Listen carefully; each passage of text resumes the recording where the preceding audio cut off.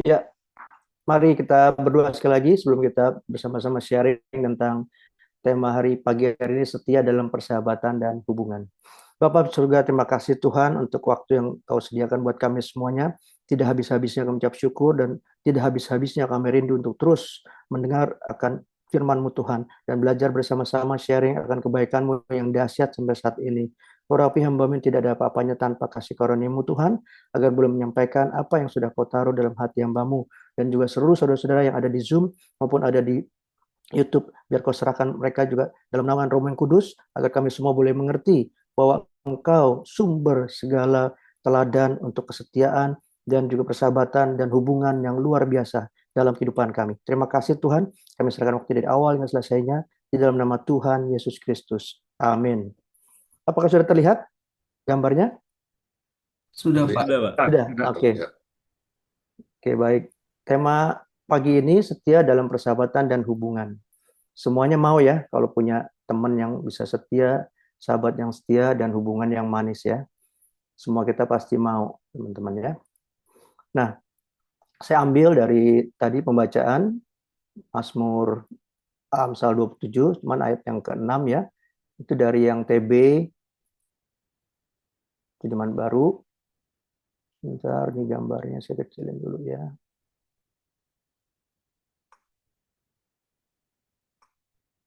Ya, seorang kawan memukul dengan maksud baik, tetapi seorang lawan mencium secara berlimpah-limpah. Ya, nah ini dari TB, banyakkan kawan itu memukul dengan maksud baik, dia memukul dengan cinta, ya. Tapi seorang lawan itu mencium secara berlimpah-limpah. Kelihatannya di luar baik, tapi padahal ada maksud tertentu, ya. Nah, dalam terjemahan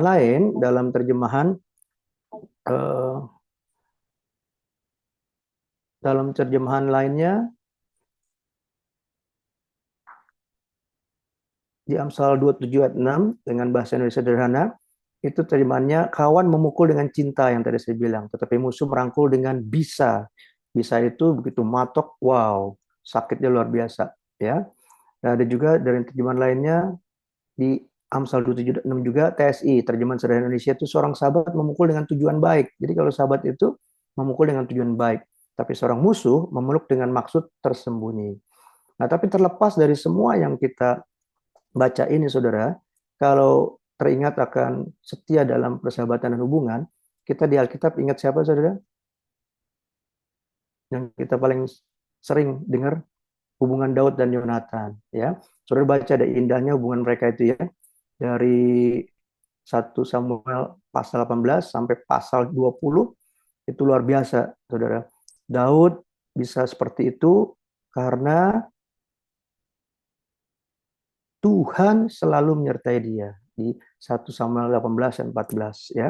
Jadi kuncinya dalam setia dalam persahabatan dan hubungan itu Tuhan yang menyertai kita, saudara. Bukan dari kitanya, bukan dari teman kita, ya. Jangan saudara mencari sahabat di luar Tuhan. Di luar penyertaan Tuhan, percayalah tidak akan bisa seperti Daud dan Yonatan. Nah, kenapa? Karena ini jelas di firman itu. Daud berhasil di segala perjalanannya sebab Tuhan menyertai dia. Sampai Saul rajanya tuh tahu mengerti bahwa Tuhan menyertai Daud. Jadi kalau orang menyertai Tuhan, bukan hanya dia yang semangat, dia yang selalu berani, dia yang selalu rendah hati, dia yang selalu penuh dengan inspirasi, tapi juga orang sekitar bisa merasakan, saudara. Ya, seperti Saul, Raja Saul, dia tahu bahwa Tuhan menyertai Daud, dan dia tahu juga sampai tahu akhirnya bahwa seluruh orang Israel mengasihi Daud. Kenapa? Tuhan cinta. Tuhan kasih. Jadi kalau kita mau cari setia dalam persahabatan dan hubungan, benahilah dulu hubungan pribadi kita dengan Tuhan Yesus, saudara. Karena kalau kita sudah setia dan taat kepada kehendaknya, percayalah, saudara akan dapat teman-teman yang Tuhan kirimkan luar biasa seperti Yonatan. Ya, dia jatuh cinta sama Daud, si Yonatan tuh ngeliat apa? Ngeliat si Daud berkelahi dengan Goliat. Daud yang kecil, kemerah-merahan, ya kan, Goliat pakai seragam lengkap, dia lihat berani banget karena si Daud punya pengalaman dalam menggembalakan kambing dombanya, dia cukup dengan pernyataan Tuhan, cukup dengan Tuhan. Ya, kalau Anda baca di 1 Samuel 17 ya, ayat 37 saya bacakan ya. Mula kata Daud, Tuhan yang telah melepaskan aku dari cakar singa dan dari cakar beruang. Tuhan juga yang akan melepaskan aku dari tangan orang Filistin itu. Sampai si Saul rajanya bilang, karena ngelihat semangatnya, ngelihat keberaniannya, ya udah kamu pergi hadapin Goliat. Dan kita tahu di ujung cerita tersebut, Goliat ketawa lihat si Daud ya yang kecil, yang pakaiannya seadanya, ya alatnya nggak komplit, pakaian perangnya seperti si Goliat, ya dia diketawain, tapi dia percaya, dia datang, dia sampaikan ya. Tapi Daud berkata itu di 1 Samuel 17 ayat 45 saya bacakan ya. Daud berkata kepada orang Filistin itu, si Goliat ya, engkau mendatangi aku dengan pedang dan tombak dan lembing, tetapi aku mendatangi engkau dengan nama Tuhan semesta alam, Allah segala barisan Israel yang kau tantang itu. Sampai akhirnya udah alih-alihnya dia dengan modal biasa dia di padang gurun jatuh rebah saudara ya, sehingga baru orang-orang Israel itu kaget melihat, sampai kakaknya tadi juga menganggap kamu ngapain ke sini anak ingusan ikut-ikutan mau lihat perang ya, cuman mau lihat doang. Ternyata Daud yang dipakai Tuhan karena isi hatinya saudara ya. Jadi kita belajar tentang bagaimana Daud sertai Tuhan. Nah, pertanyaannya adalah, kenapa Daud sertai Tuhan? Nah, saudara, sekali lagi ya, hubungan kita dahulu yang harus kita benahi dengan Tuhan Yesus sebelum kita rindu punya sahabat yang setia dan yang selalu berhubungan. Ya. Nah, kenapa Daud sertai Tuhan? Nah, Alkitab mencatat Daud sertai Tuhan karena ada 5 hal, saudara ya. Saudara bisa baca nanti di ada ayat-ayatnya ya, saya tidak cantumkan. Nanti bisa bacakan di rumah masing-masing untuk renungkan, supaya kita dalam bersahabat bisa punya sahabat-sahabat yang setia dan punya hubungan yang sangat baik seperti Daud dan Yonatan. Nah, pertama adalah kenapa Daud setia Tuhan? Nah, Daud mempunyai hati yang taat dan sesuai dengan kehendak Tuhan. Itu kita baca di Kisah Rasul 13 ayat 22. Ya. Boleh ada yang bisa bantu baca biar lebih eh, semangat lagi bahwa janji Tuhan itu dahsyat. Sehingga kita mengerti bahwa dalam mencari sahabat yang setia dan yang selalu penuh dengan hubungan yang kasih Tuhan, kita boleh mengerti ada sesuatu yang Tuhan akan bentuk dulu dalam diri kita. Hati yang taat dan sesuai dengan Tuhan. Dari Kisah Rasul 13 ayat 22. Silakan ada yang bisa volunteer bacakan? Pak Robert mungkin. Silakan Pak Robert. Bentar Pak. Kisah Rasul 13 ayat 22.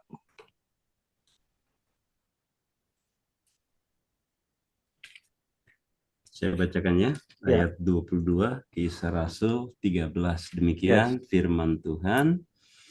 Setelah menyingkirkan Saul, Allah mengangkat Daud menjadi raja mereka. Tentang Daud, Allah telah bersaksi, aku telah mendapat Daud anak Isai, seorang yang berkenan di hatiku dan yang akan melakukan segala kehendakku. Amin. Dahsyat ya. Tuhan sendiri yang melihat hati Daud, seorang yang berkenan. Perkenan Tuhan itu penting, saudara ya. Terima kasih Pak Robert ya. Sama-sama. Dan sifat pertama, karena Daud mau dibentuk, hatinya taat, ya Tuhan pakai, saudara ya. Nah kedua, kenapa Daud disertai Tuhan? Karena kerendahan hati dan pengakuan dosa dalam dirinya. Nah itu Anda bisa baca di 2 Samuel 7 ayat 18. Nah silakan Bu Kirman. Wah, Bu Kirman bisa baca nggak? Bu Kirman ini nanti lagunya mau saya nyanyiin terakhir nih, yang mengajarkan untuk selalu kita punya teman yang setia dan punya hubungan yang baik. Bisa baca? Maaf belum bisa ya. Oke, nggak apa-apa. Bu Tini, ayo Bu Tini yang kacamata putih nih, yang keren banget tuh pakai kacamata putih. Bu Tini masih on? Bisa Ayat baca? berapa? 2 Samuel 7 ayat 18. Kerendahan hati dan pengakuan dosa. Oh, 2 Samuel. 7 ayat 18, Bu Tini. Bentar. Nggak usah pakai kacamata putih, yang penting bisa baca Bu Tini. 2 Samuel 7 ya? Ya, ayat 18. Ya, 2 Samuel 7 ayat 18 bunyinya doa syukur Daud. Lalu masuklah Raja Daud ke dalam, kemudian duduklah ia di hadapan Tuhan sambil berkata, siapakah aku ini ya Tuhan Siapakah aku Allah, ini ya Tuhan Allah? Amin. dan Terus, siapakah keluargaku, siapakah keluargaku? Yes, terus. sehingga engkau membawa aku sampai sedemikian ini. Amin. Dahsyat ya. Tukeran hati dan pengakuan dosa. Daud nggak layak terima peran Tuhan. Tapi dia sampaikan sampai, Tuhan siapa aku? Siapa keluargaku Tuhan? Sampai engkau membawa aku sampai saat ini. Saudara, kadang-kadang kita nggak mengerti. Dalam mata kasat mata kita, kehidupan kita kayaknya berat sekali ya. Ada sakit lagi berat. Tapi percayalah saudara, Tuhan tidak pernah meninggalkan kita. Tuhan tidak pernah memberikan kita itu untuk iman kita semakin jatuh. Justru di dalam kelemahan tubuh kita, Tuhan mau kuasa Tuhan semakin nyata. Kita semakin menikmati apa kuasa kasih Tuhan yang luar biasa itu, saudara. Dahsyat ya. Jadi kita jangan, kadang manusia melihat yang kelihatan, yang dia rasakan. Padahal Tuhan ajarkan melihat yang tidak kelihatan, yang tidak pernah didengar oleh telinga, tidak pernah dilihat oleh mata, dan tidak pernah dirasakan dalam hati. Itu Tuhan sediakan buat kita. Yang pasti hal yang besar, hal yang luar biasa di luar dari harapan kita. Senang kan saudara ya kalau Tuhan menyediakan itu? Karena Dia Allah Maha Kuasa, Allah yang kasih. Dia nggak menyediakan yang kecil-kecil, yang ece-ece saudara. Apa yang besar? Nah, memang secara kasat mata kadang-kadang kita mesti melaluinya dengan sesuatu hambatan-hambatan, kendala-kendala yang secara tubuh mungkin berat. Tapi kalau roh Anda selalu fokus pada Tuhan, connect selalu pada Tuhan, saudara akan kagum. Ternyata maksud Tuhan seperti indah dalam kehidupan saudara dan keluarga saudara dan lingkungan saudara sekalian. Terima kasih, Bu Tini. Nah, terus ketiga, kenapa Daud disertai Tuhan? Karena Daud ini pertobatan dan pengampunannya luar biasa. Ya, kesetiaan dan integritasnya luar biasa, saudara ya. Sehingga Daud disertai selalu oleh Tuhan. Nah, itu bisa dibaca di 1 Samuel 24 ayat 6 dan 7 ya. Bisa baca Mas Toto. Daud mempunyai kesetiaan dan integritas yang tinggi. Itu di 1 Samuel 24 ayat 6 dan 7.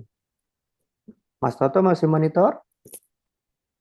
Ya, 24. Ya, silakan. Ayat 24 ayat 6 dan 7.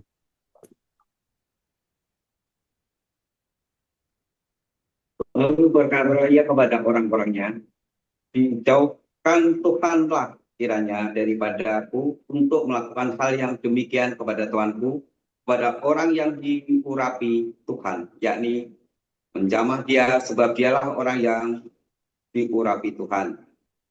Dan Daud mencegah orang-orangnya dengan perkataan itu. Ia tidak mengizinkan mereka bangkit menyerang Saul. Sementara itu Saul telah bangun meninggalkan gua itu, hendak melanjutkan perjalanannya. Halo? Amin, amin. Thank you Mas Toto.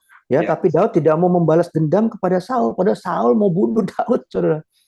Dia penuh integritas dan kesetiaan. Kenapa? Karena dia tahu Saul jadi raja pun diangkat oleh Tuhan.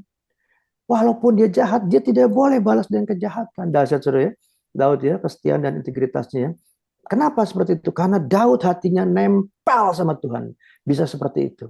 Bisa punya kesetiaan yang tinggi dan integritas yang tinggi. Dan keempat, ada pertobatan dan pengampunan dalam diri Daud. Itu terucap dalam Mazmur 51 ayat 3. Silakan bisa baca. Kak Yemima bisa bantu. Kak Yemima monitor Mazmur 51 ayat 3. Ayat pertobatan dan pengampunan. Ayat 3. Bentar, kasihanilah aku ya Allah menurut kasih setiamu, hapuskanlah pelanggaranku menurut rahmat-Mu yang Ya, besar. jadi dari hati dan mulutnya Daud minta, Tuhan kasihlah aku menurut kasih setiamu, hapuskanlah pelanggaranku menurut rahmat-Mu yang besar ya Tuhan. Pertobatan dan pengampunan Daud ini terus dijaga supaya dia bisa berhubungan dengan apa rancangan Tuhan dalam kehidupannya. Ya. Dan yang kelima, kenapa Daud disertai Tuhan? Karena kepercayaan dan penyembahannya yang selalu kepada Tuhan, bukan yang lain. Itu kita baca di Mazmur 119 ayat 97. Bisa minta Tante Felis, bisa bantu bacakan, Tante Felis. Tante Felis masih on? Bu Felis lagi ke sekolahnya Goyi. Sorry. Pak Madi bisa bantu, Pak Madi? Oh, Mazmur berapa? Mazmur 119 ayat 97. Bentar ya. Itu tentang kepercayaan dan penyembahan Daud yang selalu hanya fokus kepada Tuhan Yesus. Mazmur 119 ayat 97. Sorry.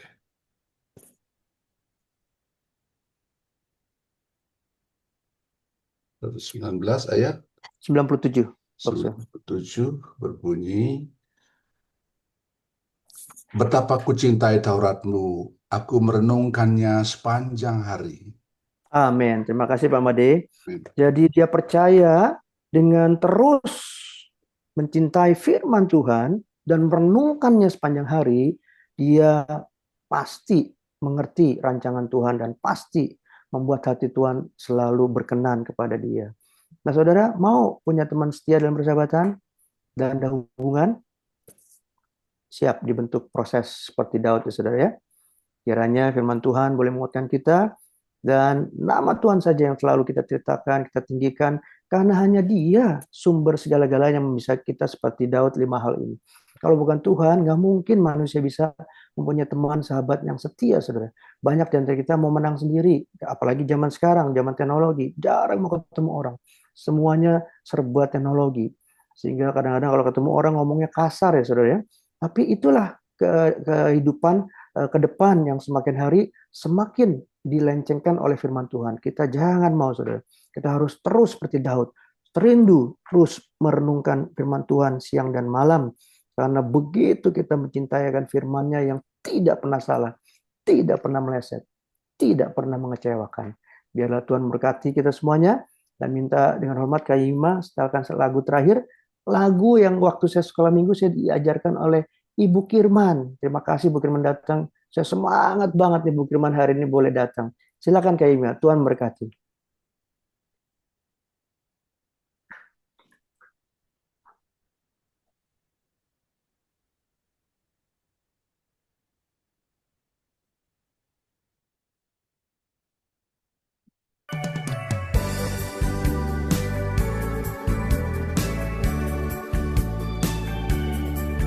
Dia harus makin bertambah, ku harus makin berkurang.